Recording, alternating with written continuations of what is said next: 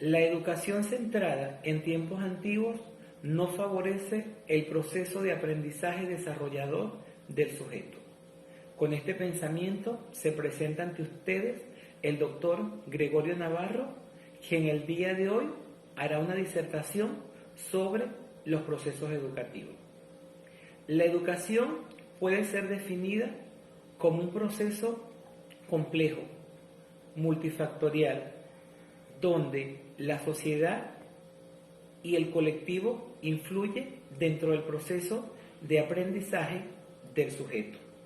Desde esta perspectiva, la educación lleva implícita múltiples factores que influyen en ella y puede ser intencional desde diferentes campos. En primera instancia, pudiéramos hablar de una clasificación de los procesos educativos. Estos procesos educativos pueden ser clasificados en primera instancia si son enmarcados desde un punto sistémico o no sistémico, intencional o no intencional, especializada o no especializada.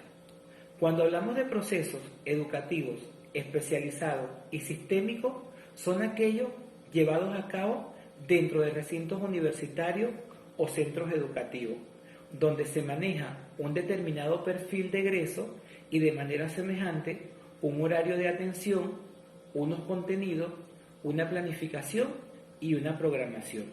Cuando se habla de un proceso educativo no sistémico, se hace referencia a aquello que el sujeto enmarca dentro de su ámbito familiar, comunitario o social.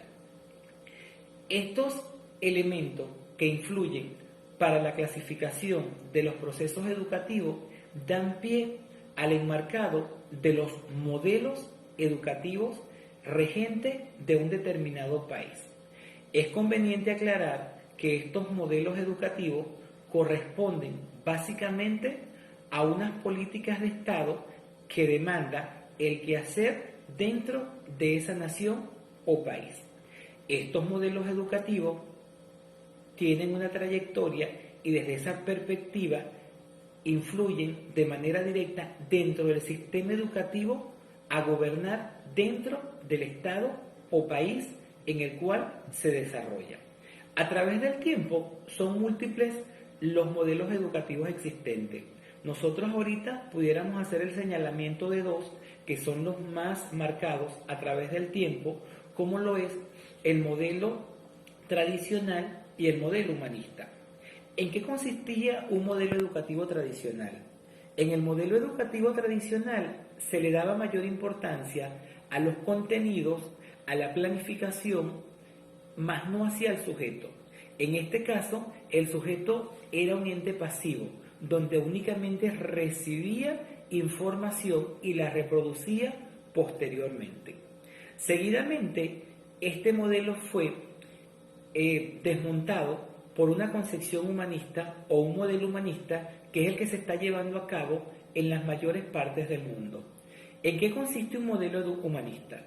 El modelo humanista da respuesta a una concepción biopsicosocial del sujeto, donde se consideran los elementos biológicos tales como la edad, el sexo, elementos cognitivos tales como la forma de razonar y pensar del sujeto y elementos sociales, la forma como interactúa el sujeto con los demás.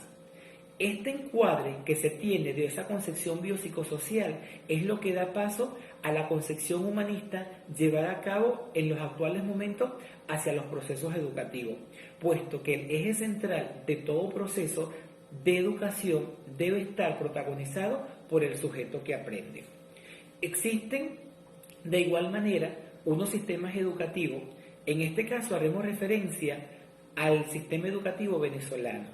El sistema educativo venezolano enmarca diferentes posturas que de una u otra manera van a dar respuesta al grupo etario en el cual se encuentra el sujeto. Es decir, de 0 a 6 años se atiende niños en etapa inicial. De 6 a 12 años se atiende a niños en educación primaria. De 12 años hasta aproximadamente 16 años se atiende a jóvenes y adolescentes en un proceso de educación media técnica o general. Y posterior a esto tenemos un nivel universitario. Son modalidades del sistema educativo venezolano la educación especial, la educación de adultos, la educación religiosa y la educación militar. Cuando hacemos referencia al grupo etario en el cual nos estamos puntualizando, pudiéramos encontrar ciertas similitudes y diferencias dentro de diferentes sujetos que pudieran estar dentro de una modalidad de adulto y un nivel de educación universitaria. Muchos países cometen el error de ubicar dentro de los niveles de educación un nivel superior que corresponde al nivel universitario. Desde mi humilde opinión, creo que corresponde un error este hecho, puesto que de asumir que existe una educación superior, debemos dejar por sentado de igual manera la existencia de una educación inferior. No hay nada más lejos de la realidad que eso, puesto que de una u otra manera, más que convertirse en un proceso de educación superior, el nombre correcto que debería dársele es un proceso de educación universitaria.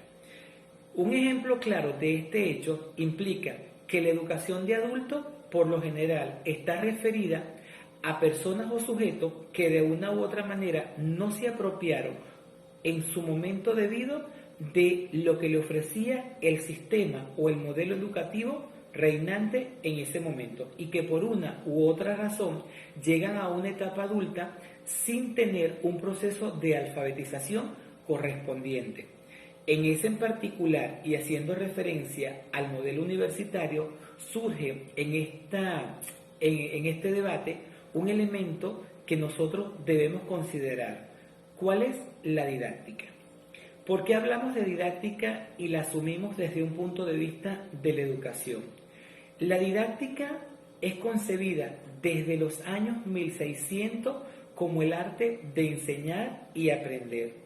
Desde mi postura, la didáctica la puedo definir como el arte o la ciencia de enseñar todo a todo. ¿Qué es lo que está ocurriendo en función del grupo etario y la forma como se conduce el proceso?